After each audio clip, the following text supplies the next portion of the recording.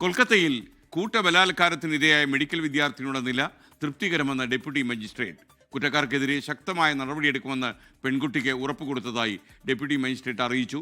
വിനീത വിജി ഡൽഹിയിൽ നിന്ന് വിവരങ്ങളുമായി ചേരുന്നു. Vineetha, good morning. Latest updates.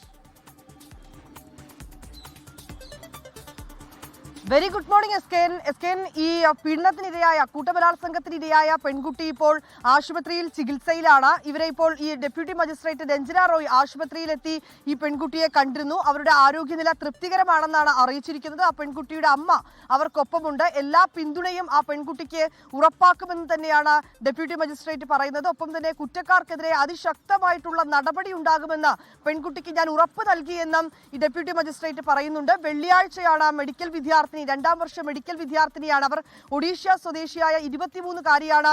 അതിക്രൂരമായിട്ടുള്ള കൂട്ടബലാത്സംഗത്തിന് ഇരയാവുന്നത്. അവർ സുഹൃത്തിനൊപ്പം ഭക്ഷണം കഴിക്കാനായി രാത്രി പുറത്തേക്ക് ഇറങ്ങിയതായിരുന്നു. ഇതിനിടയിൽ ഒരു 3-അംഗ സംഘം അവരെ പിന്തുടരുകയും ഒപ്പം ഈ ഭയന്നോടി ഈ സുഹൃത്ത് ഓടിപ്പോവുകയും ചെയ്തു. ഇവർക്ക് സുഹൃത്തിനൊപ്പം രക്ഷപ്പെടാൻ ശ്രമിച്ചുവെങ്കിലും അതിന് കഴിഞ്ഞിരുന്നില്ല. പിന്നാലെ തന്നെ ആശുപത്രി വളപ്പിലേക്ക്, ആളൊഴിഞ്ഞൊരു ഭാഗത്തേക്ക് ഈ 3-അംഗ സംഘം അവരെ വലിച്ചിഴിച്ചു കൊണ്ടുപോയി അവിടെ കൊണ്ടുപോയി അവരെ ബലാത്സംഗം ചെയ്യുകയും ചെയ്തു. പിന്നീട് ഈ പെൺകുട്ടിയുടെ മാതാപിതാക്കളെ, സുഹൃത്തുക്കളാണ് വിവരം അറിയിക്കുന്നത്. മാതാപിതാക്കൾ പോലീസിൽ പരാതി നൽകിയിട്ടുണ്ട്.